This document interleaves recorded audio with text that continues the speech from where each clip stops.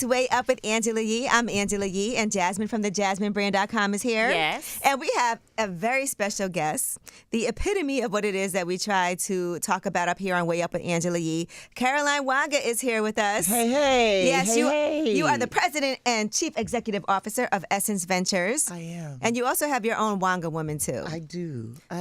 So can you talk about Essence Ventures for people? Because we think of Essence Festival, we think of the magazine. Yes. But there are other ventures, too. Yeah. That's why it's Essence Ventures. Yeah. Well, first of all, congratulations, sis. This is so dope. We've done this before, but I couldn't be more honored to be with you here. I'm super proud of what you're doing and what you continue to do and who it inspires. So I'm honored to be here, and Jasmine, honored to be here with you as well. So let's talk about Essence Ventures, right? So here's the way that I would have you think about it. There are a series of companies that sit under this brand called Essence Ventures, and when you tie them together, the goal is to really create a frictionless and boundaryless Black economic engine. So what it includes is Essence Communications, which is the festival and the magazine and Black Women in Hollywood and all these activations that everybody knows. What also sits with underneath me now as a part of the group is BeautyCon. So people may remember the brand BeautyCon. I If know you that's remember right. remember that? I lived in LA for a while. Yeah. So most people, like, BeautyCon has a heck of a following and had been dormant for a couple of years. Yeah. We acquired I was that. wondering what happened to Yeah, we BeautyCon. acquired that BeautyCon's last a summer. big deal. Yeah, so we Okay. acquired that last summer. In fact, we're doing this week, we're doing a media day to talk about the relaunch of that. So we will be relaunching BeautyCon this year. I We've am already got a excited. couple of events on the calendar for this year as it is, really looking to revamp that as democratization of beauty. So it existed before. What we're hoping to bring it back at is to actually take the idea of beauty out of the brand's hands and put it back in our hands and have the brand start to really engage with us I love about that. what beauty means. And I believe that the way in which beauty has been mismanaged is one of the biggest health crises happening with women, because it is creating these insecurities that are causing us not to feel valued in the world. So excited to activate that. I'm glad you and said push that too, because mission. even with beauty on TikTok, Yeah. it is just really difficult. Yeah, we got to stop all this. Like, first of all, nobody lives their life as a filter. Right. Right? Most of the imagery you see that are produced by brands is not realistic, even for the doggone person on the thing. It took 3 cameras, 1 Photoshop, 8 Yeah. makeup artists, Yeah. and, right? Like, Yeah. it's unrealistic, but we are feeding that information to young people, and they are literally killing themselves because they can't do it. Absolutely. We want to talk about a health crisis. So we're excited to Okay. reactivate BeautyCon, but with much more of an activist tone to return the definition of beauty back to the individual. Then the brands follow, versus the other way around. What also sits within there is Afropunk.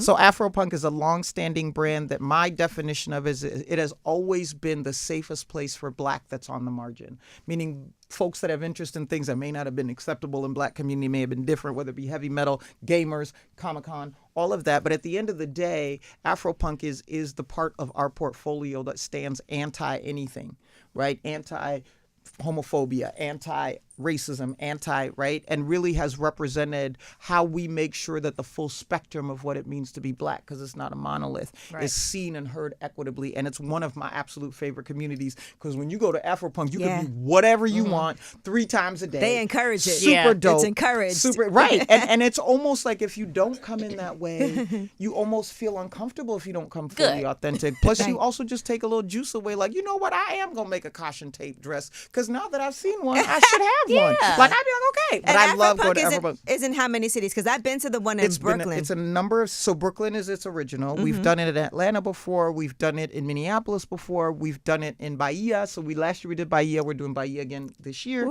As we look at the Black population that sits within Brazil, it's been in South Africa at times. And so I would actually say in our entire portfolio, Afropunk has probably had the most global activation. Okay. In terms of historically. But again, it now sits with us under this group of brands. And so what we also get to do is leverage each other's strengths and capabilities there. So think about Afropunk being about how we make sure that the full spectrum of Black is represented. And then you combine that with the BeautyCon, that's about putting beauty back in your hands. And you start to see Afropunk Brooklyn differently if you go, what are the makeup looks of Afropunk, right?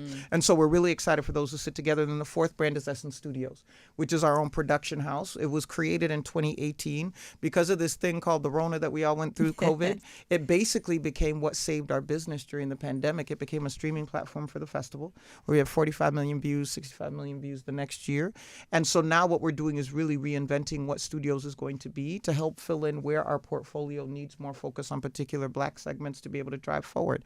But that's what Essence Ventures is. Sheesh. That's a lot. We got to have you come up for each different. I mean, and I have to sleep different segments to go through leading each of them. But it's a beautiful combination of something that as we continue to refine it, we'll really, really, really continue to do our part to strengthen Black in terms of community, Black in terms of value, Black in terms of culture, Black in terms of capital, and all of that is only good. And there's never a question for Essence Fest to be in New Orleans, right? Listen, and I have to tell we people love New Orleans because they don't understand that this mouth is the horse's mouth. So the horse's mouth said, we're never leaving New Orleans. And here's the thing. People, depending on what your relationship has been with Essence Festival, the number one piece of feedback I get is, well, could you do it in other locations? No. Why? Because there's a documentary coming out later this year, y'all, on the 50 years of Essence. So it's called Time of Essence. Wow, 50 years of Essence, 50 years of hip hop. 50 years of all kinds of 50. But one of the stories that's in there is the story of why Ed Lewis chose to do festival in New Orleans instead of New York. And by the way, festival was supposed to be a one-time celebration of the 25th anniversary of the magazine. It was the 25th year of the magazine, and they just wanted to have something to celebrate the anniversary. And it would not be the same. I love New York, but he talks in detail it would be different. About choosing New Orleans because of the cultural mecca that it was and the opportunity that was created. And for 29 years now, we've been there. It doesn't work without New Orleans. They were born together. The warmth, the culture, the history, the way that New Orleans operates isn't there. There's only 3 times where it has not been in New Orleans. The first time was Katrina when it was in Houston. I remember and that. most people just don't want to talk about it. Right. Yeah. Right? Like they know why we had to go there. It's not discussed, yeah. But it's like, nah, that wasn't that. Yeah, we did what we had to do, right? And then it was 2020 when we did it virtual for COVID, and then 2021 we did a hybrid. We recorded some things on the ground. But when we I was there for all those, except for Houston. You didn't go to. I didn't go to Houston. Yeah. So there's no way it functions without New Orleans. But here's what I'll tell you is the real more important story. When you look at what the people that participate in the festival do for the city of New Orleans, you understand what would be different if we left. We're talking about an annual impact, meaning every year, of $327 million a year that we pump straight into New Orleans, whether that be taxes, whether that be lodging, whether that be flights. We're talking about what we do to create 3,600 jobs locally. Like, forget us coming in and having a good time and spending our money. We are an economy for New Orleans. Yeah. And what we can't do is abandon that for aesthetic. We have to honor that. And it doesn't work if we're not together. Right. And so, yes, I say very affirmatively, we aren't going anywhere. Now, eventually I'm going to run out of real estate. There ain't going to be so many chairs. So being able to deliver particular things virtual, giving people virtual-only experiences that expose them to NOLA and others is how we can continue to grow the audience that is access and be able to give people different types of experience by maybe even having things coming from different locations. But in terms of festival leaving New Orleans, not happening. If you don't like that, go to somebody else's festival. Now, I know you saw Juvenile questioning. See, you chose violence today. You chose violence When we saw today. that, we were like, Where is the brown liquor? Where's the brown liquor? Okay, so listen. Please address it. I'm going to address it head on, tail on, nail on. It's the only way you know how. Let me be really clear, right? So one of the things we changed within the festival is that we used to have like a theme each year. Like last year was the Black Joy for me. We came and visited and talked with that. As we are doing this evolution of the festival, we made an intentional decision to not necessarily try to come up with a theme because it makes everything dramatic, but instead look at what are Black cultural moments that are happening that are relevant that we want to tap into. And because this was the 50th anniversary of hip hop, of course we like it. So are we. Now it's going to be a little bit different because our whole convention center has stuff, but we'll talk about that in a second, right? So we made a decision to celebrate the 50 years of hip hop and started to source talent and have conversations with talent, right? And there is no way in hell that we were not going to have any NOLA artists be a part of this damn festival. Now, truth is in the eye of the beholder and the social handle. And what I mean by that is we have always created a festival that had some things announced and some things as surprise. This festival was not planned without NOLA artists performing. Some have been announced, some have not. Okay. All right. We would never, you just heard me give a love letter to NOLA. We would never plan a festival that did not have involvement from the city that birthed this. but we also create surprise and delight moments. So there will be surprise and delight moments that feature some NOLA talent that I ain't gonna say Juvie no the more Great, about, baby. right? Mia X was already on there as we talk about the, what we want to do with the femcs, right? The female MCs. I saw Angie Martinez is hosting that. Angie Martinez is 50 hosting that. years But of- also, part of my commitment in this new era of Essence was to be engaged with the local New Orleans community authentically. So on Monday, we've added an event that we started last year, which is the Family Day and the Block Party. That entire roster is all New Orleans talent from across the musical spectrum of New Orleans. So whether or not a particular individual was on a roster is different from we don't care about NOLA artists. Okay. So that's the way that I'll address it. Okay, good. Well, I'm glad we put it out there right away but that's how passionate. And watch Juvenile's social handles if you want to know more. And that's how passionate people are. He though. cares. Yeah. He cares. And Definitely. that's it's better than being like, I don't care if I'm not on this. It's more like I need to be there. Yeah. And I think that's a testament to what Essence does bring to New Orleans and vice versa. Both of you guys, like you said, work in conjunction with each other. We can't do it. Like it doesn't work if we're not together. It doesn't mean we aren't a couple that has to go get, renew our vows and have counseling sometimes so we can continue to be healthy. But there is no way that we would have planned a festival focused on hip hop and not honored local hip hop. It would have never happened. Now let's talk about you. Yes. For a second. Because just you having this role at Essence and the way you started, you came in and then within a month you became the CEO. Yep, that part. Mm-hmm. Yeah, came in under a whole Talk about it. Yeah. So let's discuss for yourself just having to put all of this together and being on the front lines of everything and clearly some things have to change because you're bringing your own vision and trying to see what needs to evolve into a different space. How has that been for you? Because that's not easy. I saw an article We're doing this one, huh? where you talked about 5 failures. Allow yourself 5 failures a day. If you get to 6, there's a problem. Or you get to 6, you just be like, it was a bad day. Let me go to sleep. Yeah, like hit reset. But how has it been for you? I sincerely appreciate the question because I took the opportunity to come to this brand as an act of service. And what I mean by that is like this thing does not belong to me or to you. Like it belongs to the community. And I was like, I can't break it, right? Like I have reverence for this set of like I need it. I grew up off of it. It can't not be there for others. And so part of me accepting the opportunity to come was to serve in whichever capacity I needed to for however long I needed to so that this thing would still be here. For all of us that need it. I don't know the world where this brand doesn't exist. That's very scary to me for my 7-year-old niece, right? And so I came as an act of service and recompensed the success that I had. And how do I give back so that the role of Essence continues to be in community? That was my reason for coming. I came into a whole bunch of stuff. But what I think is most important to understand is the business was not healthy. Right. The business was not healthy because of how it had been treated within Time Inc. And the work to rebuild that business was a lot financially, was a lot culturally. And so coming into that, and I knew it was going to be a turnaround job. Like I wasn't naive to that. But the level to which there was missed moments and missed information and where hurt people had hurt people and all of that, the volume of it was much louder than I understood it to be before I came in. Right. The beauty is my prior role was working in creating inclusive environments and listening. And so as much as I was worried about not coming from the media space, I ended up needing the skills that I had in my last job to just listen and be honest about the fact that we've taken all of this in and we're now going to decide where we're going to go. And so had the opportunity to do that as a part of coming in. But then I would say, the mantle is heavy. I bet. The mantle is really heavy for this role. And some of that is self-inflicted and some of it. And I don't know that I was fully prepared. Yeah, I was like, I want to give Caroline a hug because I don't know that I was fully prepared because I came for service. And so I didn't really care to check how heavy it was. I didn't realize how much it penetrates your personal existence. I didn't realize how much the way that our community cares about this thing is as personal as me. Like if I don't do right by it, they coming for me. Right. Right. And you can't make everybody happy. You can't make everybody happy, but they sure know how to find you in a DM and on here and I'm gonna F you up if you don't, right? Like I wasn't ready for that because I didn't come for that. And so I think there were moments especially that first year, where I just had to sit down and go, do you still want to? You now know the weight of the mantle. You get to decide.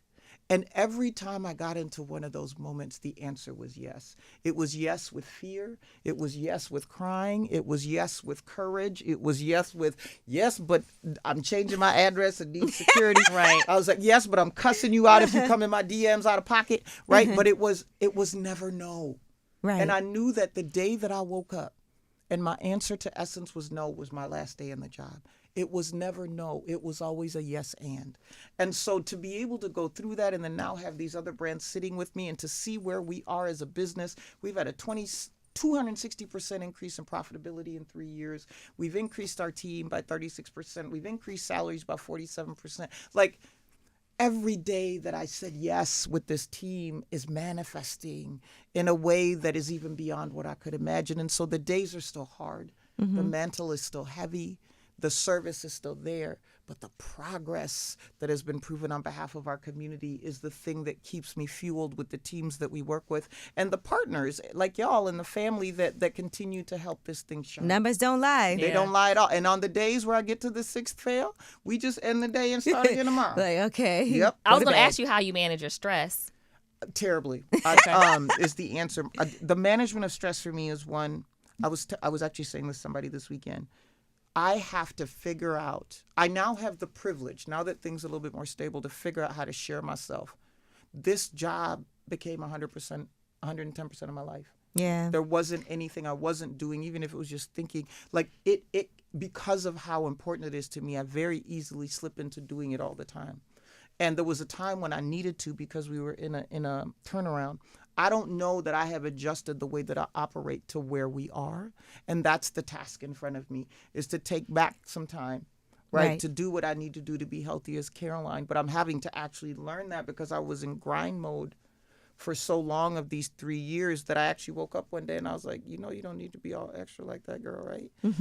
And so I am trying to figure out what is the new routine. And part of that is having, my stress. like you said, the great team around you, so that this person can handle. That's exactly right. Yeah. So, and you guys, it feels like you've got your team. We do. I mean, we've done some really dope hires over the last year from some of the biggest companies out there doing some of the most innovative thing. And I think what was important to me was that people like that would now come to want to work here is a really good sign of where we are. And so, yes, delegating to those folks, right? Having them represent their expertise, having them play the role that they need to play. But I also think we have repaired trust with our community partners and others so that they actually trust that we're shepherding the ship the right way and engage with us on trying to make it better. So, yeah. Well, let's talk about this lineup a little. Come on, that's let's talk exciting about this for me. This all right. lineup, yes. Because, I mean, honestly, first of all, a lot of women on here. I see Angie is also going to be doing 50 years of women in hip hop. I know there's going to be some amazing surprises.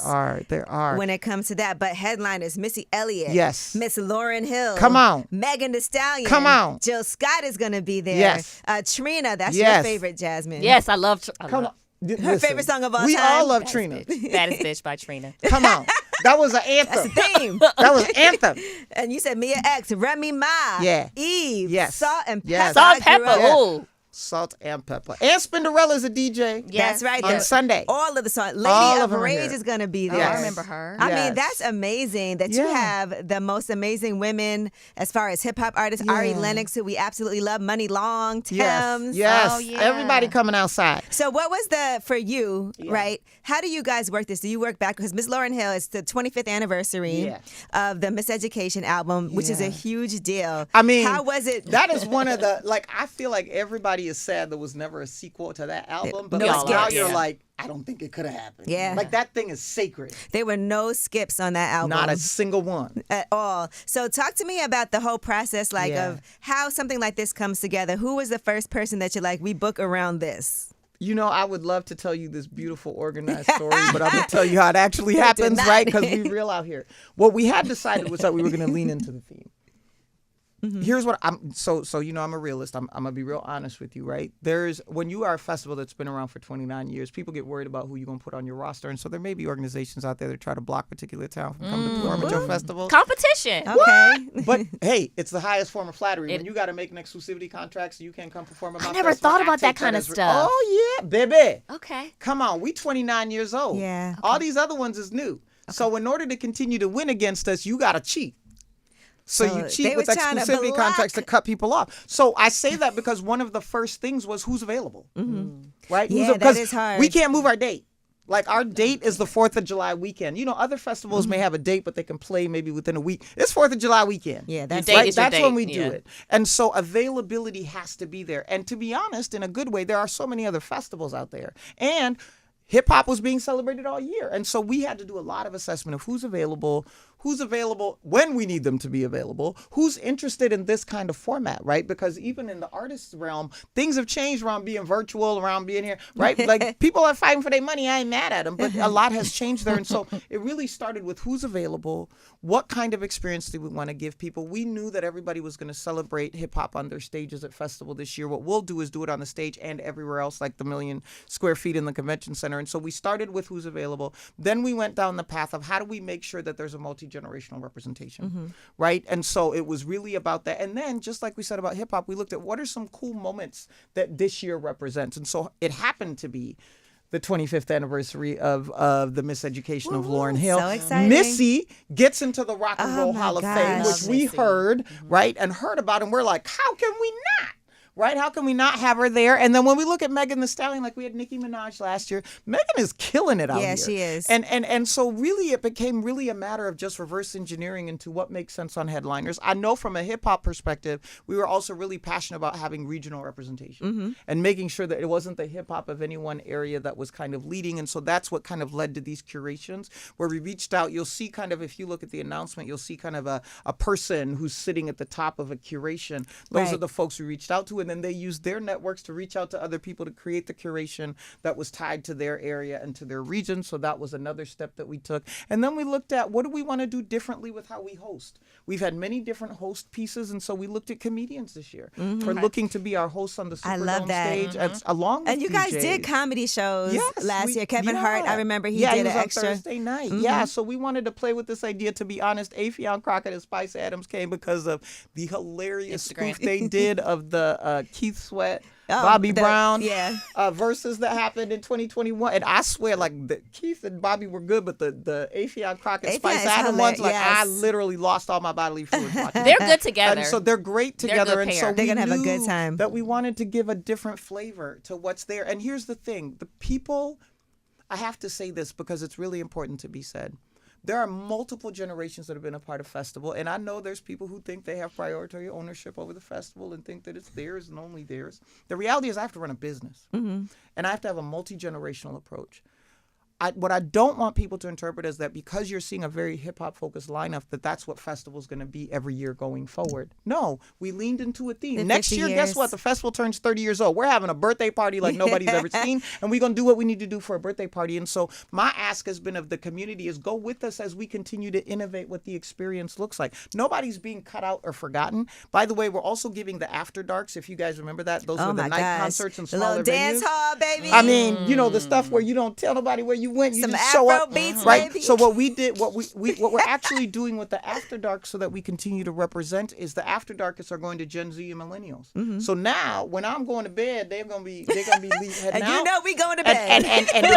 And I am not ashamed of the fact that I worship at Bedside Baptist. But the piece that will sit with this is we're giving that group the nighttime because they're not in the fiscal level of their lives to be able to pay for everything in the Superdome. So we're giving them the opportunity to have their own experience within festival, in venues that are more within their price range. We'll train them up to be the people that then do the Superdome, and then the next group will be here. And for the aunties and them, we ain't leaving you out. Right. We ain't leaving you out with what we're doing. We're focusing on a theme. And so I want to make sure that we're being clear that all of the misnomers are essence that forgot who they people, who really pays them, and who puts food in their mouth. You read the comments. Okay, got it. And if I don't, they find me. But they they be say tagging that, me. they do say that every Right? year. Yeah, they do. But here's the thing. Here's the thing. And we're going to have a real business conversation, right? Because this is where I love our community. Like, we love to talk about some stuff, but not everything to make it whole, right? I got to run a business. And so I have to look at what does it mean to have a business that can continue to flourish culturally and financially. The group that sits within that auntie group is moving into a different stage of their lives. Yeah. If I don't build a future-proof strategy to engaging the next group of earners, then you don't have a festival to go to. It is not a matter of cutting people out. It is adjusting to what's happening with the 5 generations in the workplace. And so I have to say really clearly, I'm an auntie-ish, but, you know, I believe age is a mindset. My point is, If you don't like the lineup, you don't like the lineup. Don't misattribute it to we're cutting anybody out. Right. We're innovating a business, and we're trying to pay attention to what it means for it to still be here. We will continue to innovate and think about different ways to do things, but we will continue to be multi-generational. We will continue to look at how we do authentic cultural celebration, and it's going to take some change. Everything can't stay the same, or we ain't going to be here no more. Right. I feel you. Last year, first of all, to be clear, I signed my contract for Way Up with Angela Yee at Essence Fest last year. Yeah. So I had my own Come little on, private money. celebration. It's a special moment. It's a special place for you. Special. Yeah. Just because I couldn't even tell anybody about it at the time, but I was celebrating in my head, while I was out there, like, let me get this contract just, I love that you had that in your spirit. Yeah, I done love with. that. And then I remember the last night was so much fun because, finished working. After the concert, we actually went out and with Ghostface and Raekwon. Of course you did. To the club. Because that's what Angela Yee's Of course like. you did, yeah. That's what she did, does. yeah. She just go, that's a flex. Okay. Yeah. No, but that's the people who I first came into this business with, working for Wu-Tang. Yeah. And so for me to see them at the Essence Festival and then know that I signed my contract and then go and celebrate in my head, it's always going to mean a lot to me, Essence should. Fest. Absolutely. And I look forward to more of those moments happening at Festival, So And are there, so you guys always have some new things going on. I remember last year there were a lot of things that were added into the convention center. Yes. And like you said, this year there's going to be some after dark events that hopefully I could stay up for. I have We to can have some espresso and then I go could to take the a after nap. I party. just asked them to put me on the VIP list. I'm going to show up early be the first one there. and stake my claim, do a racetrack, and be gone by the time it's full. Yeah. So what other things can people look forward to? Because the food experience was amazing last year. Food and Wine is coming back. Food and Wine Festival is coming back. We'll continue to grow that, as is the Film Festival. That was new last year. One of the things that some people may not care about but is important to me is the festival and the convention center has always had everything but one hall. There's some boat and fishing show that had it reserved for 10 years, and so we could never get that last hall. And so this year we finally have that last hall. So we, for the first time, have the total 1 million square feet of the festival. Buy boat and fishing. No. I mean, right. Buy a boat, go to Slidell, to the swamp, kill a gator. So you have more space. We have more space, which means we can bring more experiences together. Because, guys know we would have stuff offsite. Yeah. We would have stuff upstairs. And so one of the things we hope you feel is that a lot of these core experiences will now be on the main floor of the convention center, accessible to everybody to take turns. We are bringing back the men's experience. Because we didn't forget y'all. I know. And y'all cute. But the piece and really for the there, guys, y'all need to come out to this, because when I tell you there are women. So many women, yes. Y'all can come out for the women. Come with your wife, come with your girl, come with your cigars, man, come with your brown liquor, come with your spades, come with your dominoes. Because one of the things we have been trying to change the narrative on is, yes, Essence was founded for Black women, but she is the CEO of Home Culture and Community, and what she does, all benefit from.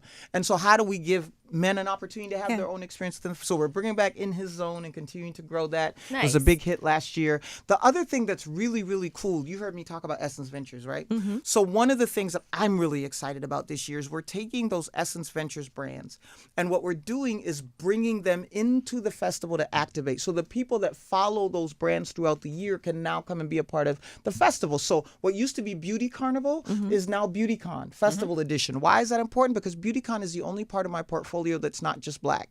It's multicultural. The only all Black BeautyCon will be the one at Festival. Yes. Right? Perfect. Where you could, right? Exactly. Perfect. Right? I know jokers want the samples and stuff. All that's coming back. Perfect. Right? But instead of Beauty Carnival, now be labeled BeautyCon. And so all of that beauty followership will now be coming to Festival. Which is big. It's huge, Yeah, right? It's really big. Afropunk. So Afropunk is going to finally activate at Festival. Let me tell you why That's this one gonna be amazing. Let me tell you why this one means a lot to me in my heart.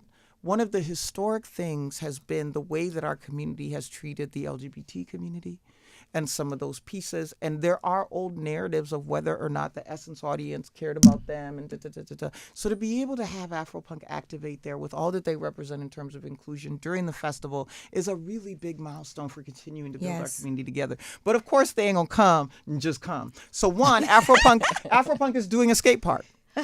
So for all you skateboarders or skating aunties with your elbow pads, never had that right? before. Because we're not asking them to dilute their brand. So they're coming and doing a skate park, which I'll be outside. I don't know if I'm gonna be on a skateboard, but I'll be in the era. I wouldn't be right? surprised. Listen, I'll be Should heavily be padded. fly there with the skateboard. I mean something. Be Buy fly, one there. yeah. But we will be there in a local community skate park enjoying things. They are also doing a crew ball. So if you think about Mardi Gras, they're gonna. We just did the what's crew ball. You were with me, remember? Mardi Gras? So if you go to Before- Mardi Gras, they got different crews. They have balls. yes. Yeah, so Yes. Afropunk, So shout out to so the ladies. Afropunk is going to do a crew ball. Okay, they're that'll be also dope. going to do an activation called Blacktopia, right? So Afropunk's going to come in and bring some really dope stuff to the festival along with BeautyCon. Our Global Black Economic Forum is coming back to be able to talk about the things we need to do around the world. And then, of course, we still have the fun activations from our sponsors, which I gave them all a mandate that they have to do something connected to hip hop. So the cool thing as it relates to what will be happening in that 1 million square feet in the convention center, if they listen to me,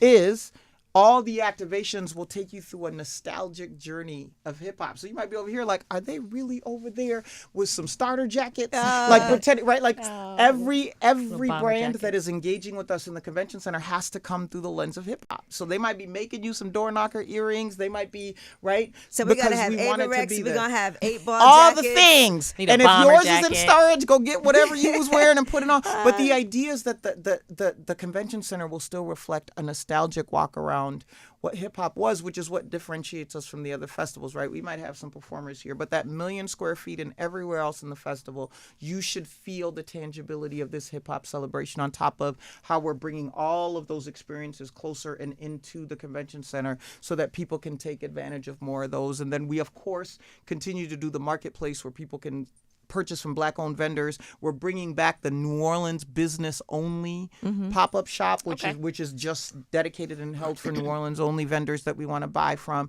And so we're just really excited. Oh my gosh! To do If that. y'all It's don't gonna want to be come dope. to this now, you It's gonna guys, be after dope. listening to this, Yeah, I'm excited. don't miss out. That's okay. We'll bring another friend, and you'll just be mad because you missed out. And then you'll come next year to the birthday party. Oh my gosh! What do you think is like one of the biggest misconceptions about the festival? Ooh. That is just for the aunties. Yeah, I think that's an I old think it's narrative. Yeah, I think back in too. the day, I think we thought that. I think we kind of get that. I mean, now I think depending on what generation you're from and how you like to spend your time, Right. you either And it use that depends to if you- blame someone as an excuse not to do something. If you've ever been there too, because I think if you've never been there, Yes. Yeah. then Yeah. you But I might think the that. bigger one for me is we are not Essence Music Fest. That's how it was founded. Yeah. Okay. We are the Essence Festival of Culture. That of Culture was added in 2018 in partnership with the mayor of New Orleans at the time, LaToya Cantrell, because there are 30 experiences as it relates to how we exist of Black people outside of the Superdome. So yes, the music is there and it's still a central piece, but we are talking about the full spectrum of Black fun, family, finance, and everything in between. And Politics. so please come politics, Yes. economics. Oh, let's talk politics for a minute, right? Because part of what we know is this year, next year is going to be a whole bunch of political campaigning. Right. Right. We know. And again, if you come to festival, maybe you'll see some people that you may want to hear from and ask questions about voting. But if you don't show up, you won't know if I'm telling the truth. So there is something really important around civic engagement. In fact, right now I'm reading a book called The Devil's Politics by Drew Bembo, where he talks about, it's a fictional story about a brother who is a Republican and a brother who's a Democrat. And their arguments are about neither party has really operated for us. One has just been less worse. Right. And so we've defaulted to that. They always say And that. what we really want to see happen from a civic engagement perspective is that people really take the time to be informed and use their vote to really align to the things that are important to them. So Global Black Economic Forum will be leading a lot of that. Like I said, there might be some special guests joining us at festival here. Oh, I and feel like next there's year. a little spoiler. But what I would say is equipping us to paint the polls black in service of what we stand for is very loud in the way that we're engaging. No, it is definitely a state of emergency right now. We see everything that's been happening in the White House. And I think it's really important to also know what's going on. You know, sometimes people don't watch the news and they might see something on social media. They don't hear it straight from, from Joe Biden or from whoever their local politician is. Right. And they see something and they're like, oh, this is what's happening. Oh, these numbers are low. Oh, this is the worst. This X, Y, and Z. It's so important for you to actually hear and pay attention and go to official websites instead of paying attention to social media. And that be is really my pet clear peeve. about what good for you means. Right. Right?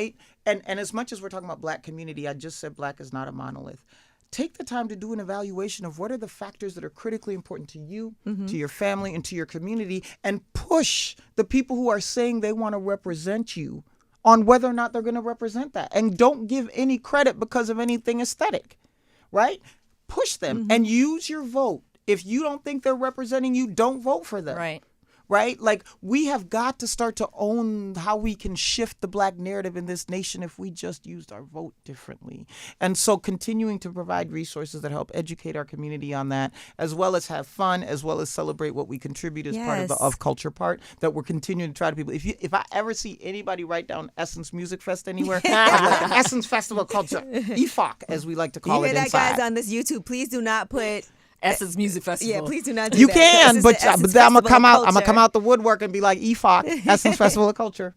All right. Well, I want to thank you so much for coming through. And Caroline, I know every year I want you to come by more often though, because you have, like you said, whenever it's the you whole want. Essence Ventures, Yes. and there's a lot going on at all times. Anytime. We want to learn more about BeautyCon. Yes. Of course, we know Afropunk is happening, Brooklyn. Yep. and then Essence Studios, all of that you have going down. So if there's ways that we can also make sure we get the word out, that's what we're here for. And Way Up with Angela Well, I Yee. appreciate the alignment. I appreciate it, and it's always good to be with sisters. Right? There's something really refreshing and refueling, and even the time I've spent with you gives me the energy to go finish the rest of this June before our festival, because it's not like I have nothing going on until our festival, and what you guys represent and how you do it is what keeps me motivated. But I'm also super proud of both of you. Thank you. And we Thank celebrate you. both of you, and where we can play a role in making sure that the stories of what you're driving are amplified. We offer the same service. And as far as Wanga Woman, yes, right? Yeah. So, because I always think it's important to have your own personal brand, as well in what you do. So, can you just give us? I'll give you a brief. Some Wanga Woman information. So Wanga Woman was born out of the way that I was choosing to talk about how purpose played a role in my life, and really how shedding what was a way of operating that wasn't authentic to who I was changed the trajectory of my career, my life, my finances. And so we founded Wanga Woman really out of demand. People wanted us to come and talk more about how do you weaponize authenticity for your own good. And so the mission of Wanga Woman is to democratize authenticity by helping people find their purpose. Yes, it comes with speaking opportunities, but there's courses and other things that are literally just based on what I did to find myself, because the personal mission in it for me is, it took me so long, having been a mom at 17 and being stuck at that failure for almost 18 years and not seeing what I'd done, and operating apologetically, and people renegotiated my potential without my permission and a whole bunch of other stuff. I was so stuck there for almost 20 years. And when I finally unlocked who I was and looked back to fix my life, my psychological birthdays and all that stuff, I got so angry that it took so long, that my mission became getting people to get to that place sooner so they can have funner sooner. And so the mission is simply to democratize authenticity by getting people connected to their purpose so that they can start to activate their purpose in the world, because I believe that everybody has a purpose that's uniquely theirs, and if they don't go after it, the world goes without. So we say who you are is who you are. If you can't be who you are where you are, you change where you are, not who you are. Y'all better connect. Okay. Come on I want to get to through. fun sooner. I like that. I mean, right. Because then, there's a cornucopia of fun and excitement for you on the other side I of like this. that. Yeah. Well, Dr. Wanga, My Talk mother's gonna about love- it. Talk My about mama's it. gonna be so proud Talk of that. about it. Dr. My mama, Wanga, thank you. thank you so much. Thank you so much. For coming through. She got her doctorate from Dillard University Yeah, it was in my New second Orleans. one. Yeah, your second Yeah, one. So. for my mama. That's for my mom and daddy, who I told I'd never be a doctor. And now they're like, and I'm like, that's fine. Celebrate. You can have double that. doctor. Yeah, Now yeah. I'm double doctor. Double doc. I'm a Dr. double Squared. doc. Yeah, All but right, thank and you. Where can people go to find information? EssenceFestival.com. Pay attention to our social for things like the app and other things that will be dropping soon. And if nothing else, y'all be in my DMs. You know how to find me. Okay. All right. It's Way Up with Angela Yee. Dr. Caroline Wanga, thank you so much for joining us. Thank you, loves.